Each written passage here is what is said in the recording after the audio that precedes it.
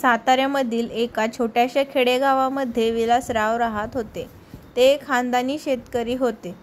विलासरावांची बायको त्यांना नेहमी शेतामध्ये प्रत्येक कामामध्ये मदत करत होती. आज सकाळी सकाळी विलासराव लवकर उठले, कारण त्यांना शेतीमध्ये नांगरणी करण्यासाठी जायचं होतं. विलासराव लवकर उठून रेखाताईंना म्हणतात, "अगं रेखा, मला पटकन न्याहारी दे आणि आज न्याहारी करून पटकन शेतामध्ये नांगरणी करण्यासाठी जायचंय." रेखाताई म्हणाल्या, "हो, मी पटकन स्वयंपाक बनवते." तितक्यात गावातील सरपंच आणि काही माणसे विलासराव घरी आली. सरपंचासोबत काही माणसे आली होती. ती सरकारची माणसे होती. तेव्हा सरपंचांनी आणि त्या माणसांनी विलासराव यांना सांगितले की, "विलासराव, तुमची ती मालारानाची पडीक जमीन पडली आहे, ती पडीक जमीन आता सरकार घेणार आहे आणि त्यावरती काहीतरी प्रकल्प तयार करणार आहेत. परंतु त्या बदल्यात तुम्हाला करोडो रुपये मिळणार आहे." तसं पाहिलं तर विलासरावांना 9-10 एकर जमीन होती. त्यातील 5 एकर जमीन बागायत होती, तर 4 एकर जमीन ही पडीक होती. त्या पडीक जमिनीवरती काहीच उगवत नव्हतं. त्याच्यातून काही उत्पन्नही येत नव्हतं. त्यामुळे विलासरावांनी आणि रेखाताईंनी देखील पटकन या सगळ्या गोष्टींना होकार दिला आणि 1 महिन्याच्या आत सरकारने विलासरावांच्या खात्यात पैसे पाठवून दिले. आता विलासराव आणि रेखाताईंना खूप आनंद झाला होता, कारण संपूर्ण आयुष्य कष्ट करून देखील त्यांना करोडो रुपये कधीच मिळालेले नव्हते. रेखाताईंनी आणि विलासरावांनी विचार केला की, आपण एवढे कष्ट करून आपल्या मुलाला शिकवला आहे, परंतु त्याला देखील जास्त पगाराची नोकरी नाही.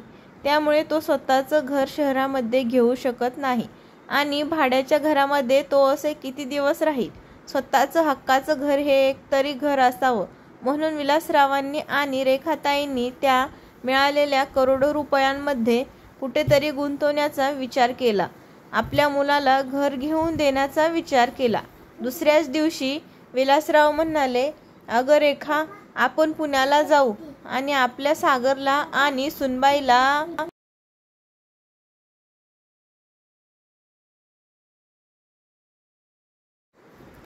ही आनंदाची बातमी सांगू. आम्ही तुमच्यासाठी आता फ्लॅट खरेदी करत आहोत." विलासराव आणि रेखाताई सकाळच्याच गाडीने पुण्याला जाण्यासाठी निघाले. पुण्याला पोहोचताच पहिल्या 2-3 दिवस सुनबाई आणि मुलाने त्यांना खूप चांगल्या प्रकारे त्यांचा पाहुणचार केला. परंतु जेव्हा 3रा दिवस उजाडला, तेव्हा मुलाने आणि सुनेने घरामध्ये भांडण करायला सुरुवात केली. कारण त्यांना असं वाटलं होतं की, आई बाबा आता कायमस्वरूपी त्यांच्याकडे पुण्याला राहण्यासाठी आले आहेत. त्यांच्या मुलाने आणि सुनेने त्यांचा भरपूर अपमान केला आणि त्यांना घरातील हाकलून दिलं. परंतु हा अपमान विलासरावांना काही सहन झाला नाही आणि विलासरावांना रेखाताईंना म्हणजे त्यांच्या बायकोला सांगितले की, "हे बघ रेखा, आता मी याला 1 महिन्याच्या आत कसा आपल्या पायावरती नाक घासायला लावतो, तर माझं नाव देखील विलास सांगणार नाही. आपण याच्या भल्यासाठी इथं आलो होतो पुण्यामध्ये, परंतु याने आपला अपमान करूनच आपल्याला घराच्या बाहेर काढला आहे. मग अशा मुलांना आपण जर पाठीशी घालत राहिलो तर मुलांना आईवडिलांची किंमत कधीच समजणार नाही आणि मुलं जर आईवडिलांना फक्त प्रॉपर्टी आणि पैसापुरतं विचारत असतील तर अशा मुलांचा काय उपयोग? त्यापेक्षा आपण आपलं म्हातारपण हे वृद्धाश्रमात घालवलेलं कधीही योग्य राहील." असं म्हणून विलासरावांनी त्यांची करोडो रुपयांची प्रॉपर्टी ही वृद्धाश्रमात मध्ये आणि अनाथ आश्रमामध्ये दान करून दिले आणि मुलाला जन्माची अद्दल घडवली. "अगं मनीषा, ऐकलंस का?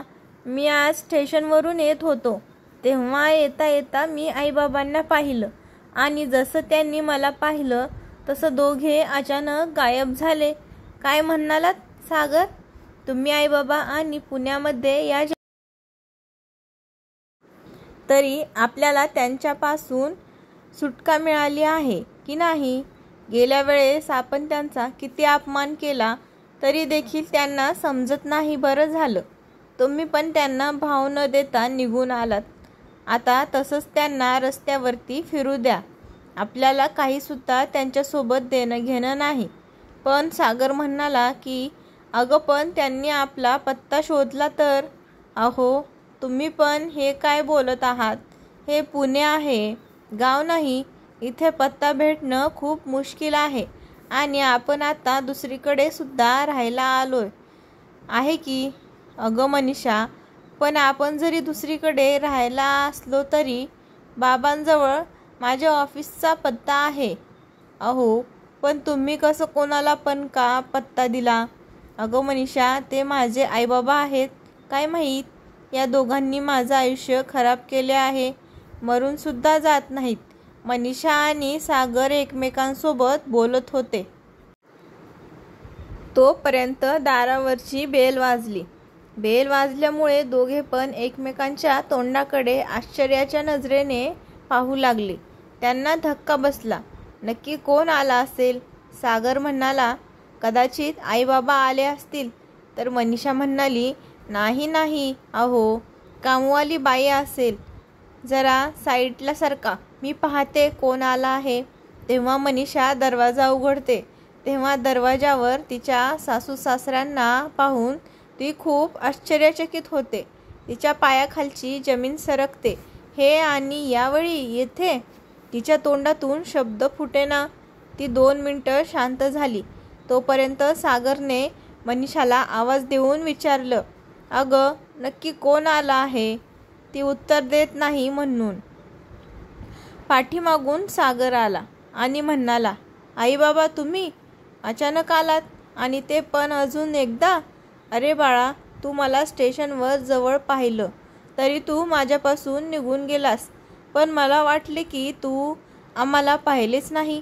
तोपर्यंत सागर आणि रेखाताई म्हणाल्या की सागर बाळा, तुझा पत्ता शोधायला आम्हाला खूप त्रास झाला रे. अरे एवढे मोठे रस्ते, बिल्डिंग, घरे, तरी पण आम्ही तुझा पत्ता शोधून काढला. एवढ्या गर्दीमध्ये मुले आपल्या आईवडिलांना ओळखणारही नाहीत, परंतु आईवडील आपल्या मुलांना शोधतच असतात. सागर म्हणाला, हे डायलॉग तुम्ही पहिल्यांदा बंद करा आणि हे मला सांगा की इथे कशासाठी तुम्ही आले आहात? जर तुम्ही इथे राहायला आला असाल तर आत्ताच तुम्ही निघून जावा. कारण की आम्ही आमच्या घराचा खर्च कसा भागवत आहोत हे आम्हालाच माहीत आहे. आणि तुमच्या गेल्या वेळेस जो अपमान केला तो भोगला नाही का? पुन्हा तोंड घेऊन परत इथेच आला आहात. अहो तुम्ही गावाकडे राहणारी माणसं शहरात येऊन का राहतात? इथे काही नाही. गपगुमाने गावाकडे जाऊन राहा. कुठे गाव आणि कुठलेही धावपळीतली पुणे. मनीषा पण म्हणाली की अहो आई बाबा, तुम्हाला किती वेळा सांगितलं आहे की तुम्ही येथे ऐशो आरामाची जिंदगी मिळणार नाही. पण माणसे बरोबर बोलतात. आपल्या मुलाचा पैसा दिसला की निर्लज्जपणे ने वागतात. मनीषा आणि सागर हे दोघे एवढे बोलत होते की त्याला मापच राहिले नव्हते. शेवटी विलासराव म्हणाले, तुमच्या दोघांचे बोलणे झाले असेल तर तोंड बंद ठेवा. आता तुम्ही खूप बोलला आणि आम्ही सगळे ऐकून घेतलं. आणि आता हे बघा, तुम्ही जो आमचा अपमान केला आहे तो आम्ही काही विसरलेलो नाही. आम्ही तर तुमच्यापाशी भीक मागायला किंवा तुमच्यापाशी राहायच्या इराद्याने आलेलोच नाही. आम्ही तर या ठिकाणी खूप येणं जाणं करत आहोत. कारण आम्ही इथे एक 2 BHK फ्लॅट खरेदी केलेला आहे आणि आज त्याची चावी भेटली आहे. कारण आणि लहान पूजा करायची आहे. आम्ही इथे आलो आहे पण म्हणालो की तुम्हाला पण सांगावं. पूजेसाठी त्यासाठी आम्ही इथे आलो. तुम्हीच आम्हाला म्हणाला होता की तुमची लायकी शहरात राहायची नाही. त्यामुळे आमची लायकी काय आहे हे तुम्हाला दाखवायचं होतं. तर मग माझ्या मुलाला आणि सुनबाई उद्यालाच आमच्या घरी गृहपूजा आहे. त्यासाठी तुम्ही दोघांनी यावे असं वाटत आहे. सागर म्हणाला, काय म्हणालात बाबा? नवीन फ्लॅट आणि तुम्ही विकत घेतला? अहो, तुम्हाला काय वाटलं मला तुमच्या पैशांच्या बाबत काहीच माहीत नाही का? तुमच्याकडे काहीच पैसे नाहीत, तरी पण तुम्ही काय बोलत आहात? इथे पुण्यामध्ये 1 BHK फ्लॅटसुद्धा 30-40 लाख रुपयांच्या पुढे आहे. मग तुम्ही 2 BHK फ्लॅट घ्यायला म्हटल्यावर किती पैसे लागतील याचा विचार करा. आणि एवढे पैसे तुमच्याकडे आहेत कुठे? त्यामुळे आम्हाला वेड बनवू नका. तुम्ही आमच्याजवळ राहण्याच्या इराद्याने आला आहात, पण एक तर आम्ही तुम्हाला घरात पाऊलसुद्धा ठेवू देणार नाही म्हटल्यावर तुम्ही दुसरी कहाणी सांगायला लागला का? विलासराव म्हणाले की सागर, तुला जे समजायचं आहे ते तू समज. मला काहीच फरक पडत नाही. याने हा जर तुला पूजेला येऊ वाटत असेल तर ये. हां, घे घराचा पत्ता आणि इथूनच थोड्या अंतरावरच आहे आणि तू येऊ शकतोस. तो पत्ता त्याच्या मुलाच्या हातावर ठेवून विलासराव आणि रेखाताई तिथून निघून गेल्या. आणि दोघे गेल्यावर मनीषा सागरला म्हणते की अहो, हे काय बोलत आहेत म्हातारे? त्यांनी खरंच येथे फ्लॅट घेतला असेल तर? का म्हणजे त्यांच्याकडे भरपूर पैसा होता. जर गावाकडील घर जरी विकले तरी त्यांच्या एवढे पैसे येणार नाहीत. अगं मनीषा, तू पण काय बोलत बसली आहेस? हा जो पत्ता आहे तो सुद्धा दुसऱ्याच कोणाचा तरी असेल. जर तुला विश्वास बसत नसेल तर उद्या आपण त्या पत्त्यावर जाऊ आणि मग तू तुझ्या डोळ्यांनी बघ. मग दुसऱ्याच दिवशी मनीषा आणि सागर दोघेही विलासरावांनी सांगितलेल्या पत्त्यावर पोहोचतात. तिथे जाऊन पाहतात की त्यांची सजावट खूप छान केली होती आणि तिथे बाहेर विलासराव आणि रेखाताई निवास असे वाचल्यावर त्या दोघांच्या पायाखालची जमीनच सरकते. मनीषा म्हणाली की अहो, या नेम प्लेटवर तर सासूबाईंचं आणि सासऱ्यांचं नाव आहे. खरंच हा फ्लॅट त्यांचाच आहे. मग अगं मनीषा, मी पण तोच विचार करतोय की ही सोसायटी पहिली आहे का? तू कमीत कमी इथला फ्लॅट घेण्यासाठी 1 करोड रुपये पाहिजेत आणि इथलं सगळं किती पोस्टमध्ये आहे. मी विचार करतोय यांच्याकडे एवढे पैसे कुठून आले. आणि मी तर विचार करत आहे की हे तर आपल्याकडे भीक मागायला आले आहे. नंतर दोघे पण आतमध्ये गेले. त्या दोघांना पाहून विलासराव हसत म्हणाले की अरे या या, रेखा यांना प्रसाद दे. सागर म्हणाला की बाबा, हा खरंच तुम्ही फ्लॅट खरेदी केला आहे का? पण कसं? आपल्या गावाकडचं घर विकून? पण एवढे पैसे येणार नाहीत. अरे सागर, आपल्या गावाकडला घर नाही, ते पिढ्यानपिढ्या आलेल्या माणसांची आठवण आहे. गावाकडील गोष्ट वेगळीच असते. आम्ही तर फक्त तुम्हा दोघांना दाखवण्यासाठी हे घर घेतलं आहे. तू त्या दिवशी आम्हाला घरातून हाकलून दिलं आणि आम्हाला म्हणाला होतास की तुम्हा दोघांची पुण्यामध्ये घर घेण्याचे आणि त्यामध्ये राहण्याची आमची लायकी नाही. पण आज बघ, आमच्याकडे एकदम मस्त एक फ्लॅट आहे आणि आम्हाला हे सुद्धा पाहायचं होतं की शहराच्या हवेमध्ये असं काय आहे की माणूस शहरात आल्यावर बदलतो. अरे, गावातलं घर आणि शहरातलं घर यामध्ये जमीन आसमानचा फरक आहे. आम्ही गावातले घर विकून शहरात घर घेणं हे शक्यच नाही. मग सागर म्हणाला की तुमच्याकडे एवढे पैसे कुठून आले? जर तुम्हाला शहर पसंत नाही तर मग तुम्ही हा फ्लॅट का घेतला? म्हणजे बाबा, तुम्ही 2 BHK यासाठी घेतला आहे का की आपण सगळे एकत्र राहावं? हा बाबा, ते घर तर छोटं होतं, त्यामुळे तुम्हाला ठेवण्यासाठी आम्हाला तिथे प्रॉब्लेम होत होता. आम्हाला प्रत्येक क्षणी तुमची आठवण येते. विलासराव म्हणाले की एवढा माणूस नीच कसा असू शकतो? आणि याचमुळे आम्ही गावाकडे ठीक आहोत. अरे, तुम्ही दोघांनी आमचा किती अपमान केला आणि तुम्हाला वाटत आहे का तरीही आम्ही तुम्हाला फ्लॅट देईल? आम्हाला भिकारी म्हणून घराच्या बाहेर काढलं आणि आता सरड्यासारखं रंग बदलत आहेस का? अरे वा बाळा, हे संस्कार तर आमच्या गावाकडच्या सागरमध्ये कधीच नव्हते.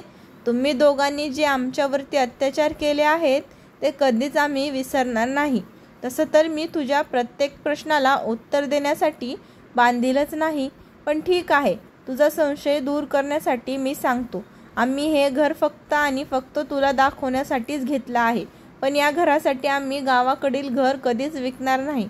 गावाकडे थोडेफार जमीन होती, तिथल्या जागेवर सरकार कोणीतरी फॅक्टरी बांधत आहे, त्यामुळे सरकारने आम्हाला भरपूर पैसे देऊन ती जमीन विकत घेतली आहे आणि त्या पैशातूनच आम्ही हा फ्लॅट घेतला आहे. आणि हेच सांगण्यासाठी आम्ही पहिल्या वेळेस तुझ्याजवळ आलो होतो, पण तुमच्या दोघांचा आमच्या दोघांबद्दल असणारा व्यवहार पाहून मला सांगायचं मन झालं नाही. अजून मला आठवत आहे की काही महिन्यापूर्वी आई बाबा तुम्ही इथे किती दिवसांसाठी आला आहात, कारण तिकीट पहिल्यांदाच करावं लागतं, नंतर भेटत नाही.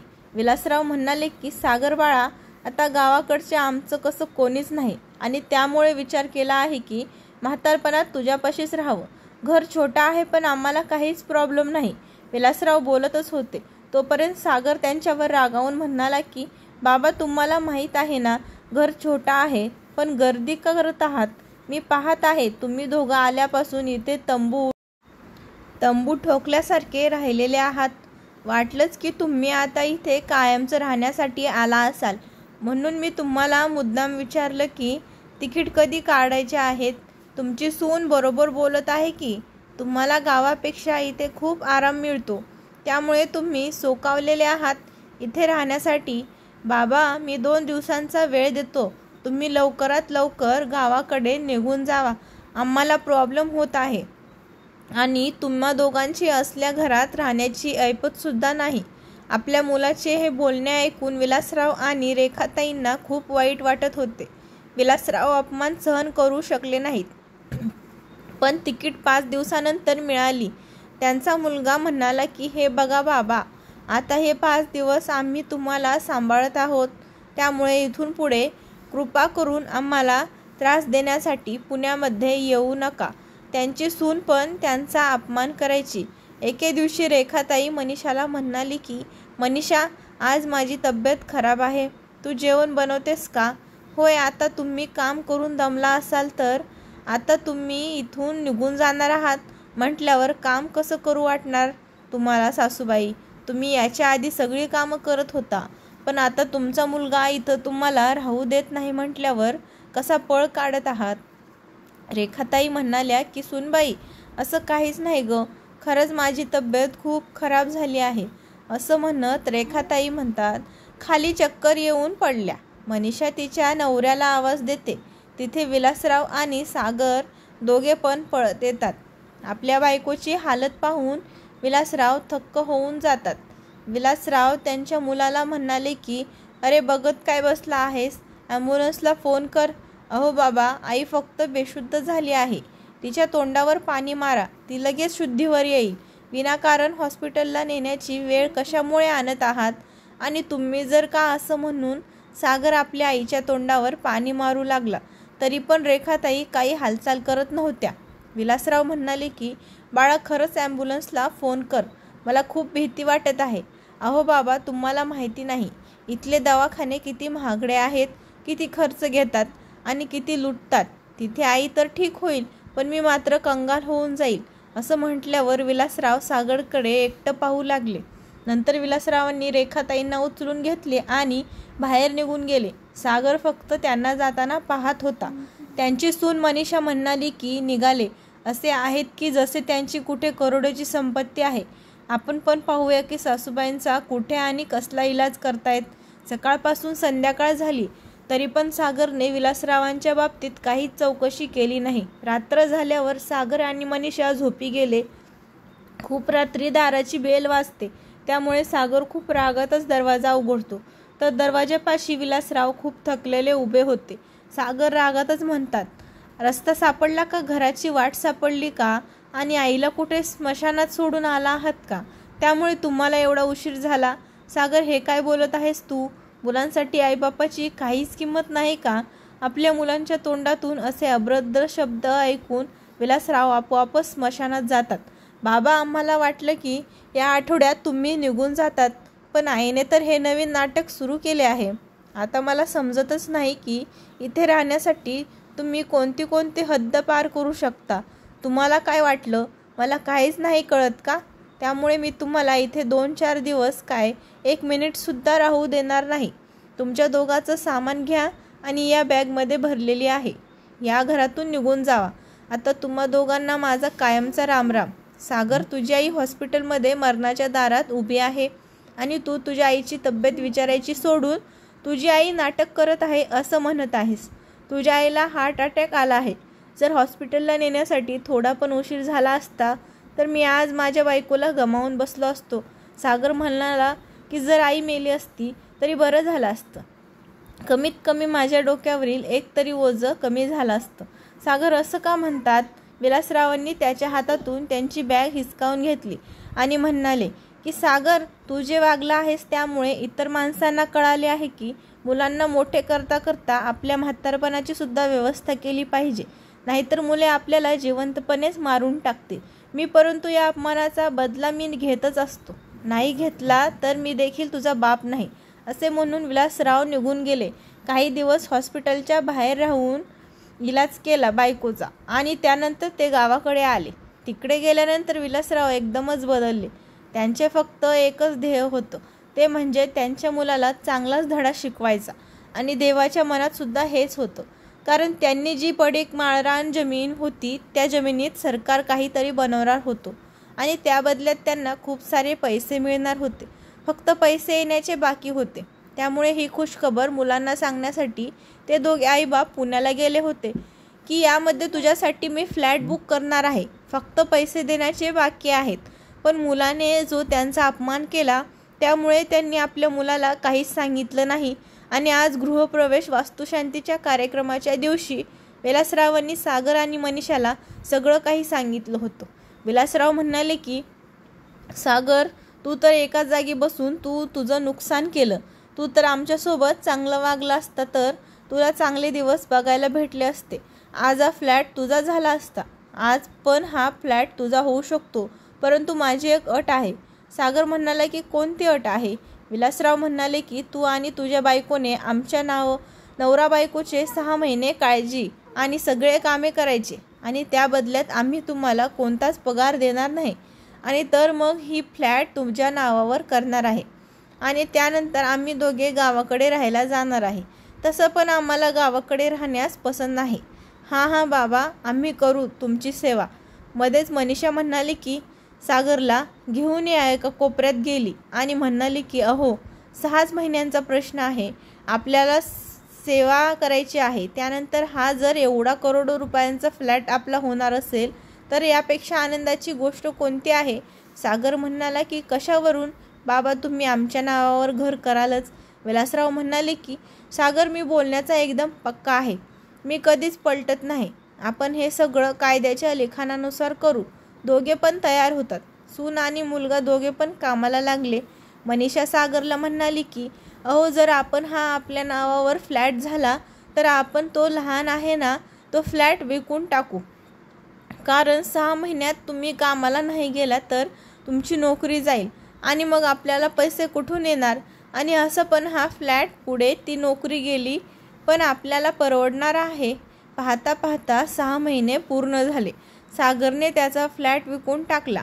सागर विलासरावांना म्हणाला की बाबा, झाले 6 महिने. आता तुमच्या म्हणण्याप्रमाणे पुढची प्रोसेस सुरू करू.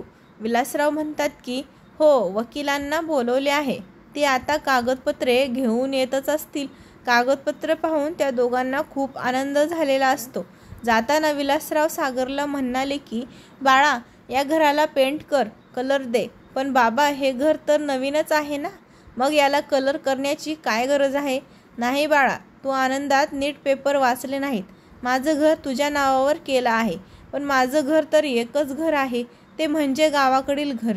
आणि राहिली गोष्ट या फ्लॅटची, हा तर फ्लॅट मी फक्त 6 महिने भाड्यामध्ये घेतला होता, कारण तुला जर खूप गर्व आला होता ना, तो मला दाखवायचा होता. कारण गर्वाचं घर नेहमी खालीच असतं. आता तर तुला गावाकडे राहिल्याशिवाय दुसरा कोणताच मार्ग नाही. सागर म्हणाला की बाबा, तुम्ही खूप मोठी चाल खेळलात माझ्यासोबत, पण यामध्ये तुम्ही बेघर झाला. बाळा, कोणतेच आई वडील आपल्या मुलांचा बदला घेत नाहीत. आणि तुम्ही आमची अजिबात काळजी करू नकोस. सरकारने आमच्या जमिनीचे पैसे आम्हाला दिलेले आहेत, त्यामुळे आता आम्ही वृद्धाश्रमामध्ये राहणार आहे आणि तिथेच आम्ही पूर्ण आयुष्य काढणार आहे. आणि तू आता गावाकडे चालला आहेस, त्यामुळे गावाकडील शेतीवाडीचे कामे करायला शिक. आणि तेथूनच विलासराव आणि रेखाताई निघून गेल्या. आज विलासरावांनी आपल्या मुलाला हात न लावता अशी काही जीवनाची अद्दल घडवली होती की त्याला संपूर्ण आयुष्य लक्षात राहील. आता विलासराव आणि त्यांची पत्नी रेखाताई हे वृद्धाश्रमामध्ये आनंदाने त्यांचे उरलेले आयुष्य व्यतीत करत आहेत. आणि मुलगा मात्र, याला शहराच्या धुंदीने गर्व आला होता, तो मात्र शेतामध्ये काबड कष्ट करून आपले जीवन जगत आहे. तर मित्रांनो, आईवडिलांना कधीच कमी समजू नका. विलासरावांनी आणि त्यांच्या बायकोने करोडो रुपयांची प्रॉपर्टी जी सरकारकडून मिळालेली होती ती वृद्धाश्रमाला आणि अनाथाश्रमाला दान करून दिली आणि मुलाला गावाकडची शेती करण्यासाठी गावाकडे पाठवले. त्यांनी त्याला चांगलीच अद्दल घडवली. मैत्रिणींनो, आजची कथा तुम्हाला आवडली असल्यास चॅनलला लाईक, शेअर, सबस्क्राईब नक्की करा. आणि कथा पूर्ण ऐकल्याबद्दल, वाचल्याबद्दल तुम्हा सर्वांचे मनपूर्वक धन्यवाद.